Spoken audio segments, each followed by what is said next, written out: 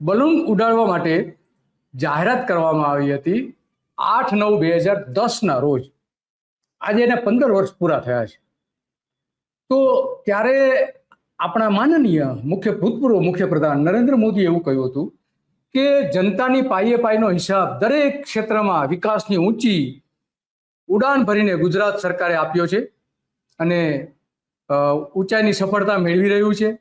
ત્યારે દિલ્હીની કોંગ્રેસ સરકાર એના નાક નીચે કોમનવેલ્થ ગેમ્સ જે શરૂ થઈ હતી ત્યારે એમાં ભ્રષ્ટાચાર, બેઈમાની અને કૌભાંડોથી ભારતની આબરૂ ધૂળમાં મળી ગઈ છે એવા ગંભીર આરોપો મૂક્યા હતા.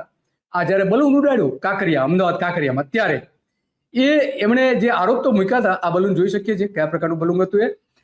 તો તરત જ કાંકરિયા બલૂનમાં સફારી એમણે કરી હતી, આરોપો મૂકીને ફોટા પણ પાડ્યા હતા.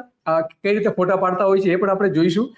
જનતાની પાયે પાયનો હિસાબ આપવાની વાત હતી, પરંતુ બલૂન બંધ થઈ ગયું. થોડો સમય જ ચાલ્યું, બંધ થઈ ગયું પછી કશું જ ન થયું. 5,000 બાળકોને, ગરીબ બાળકોને મફત એમાં બેસાડવાના હતા અને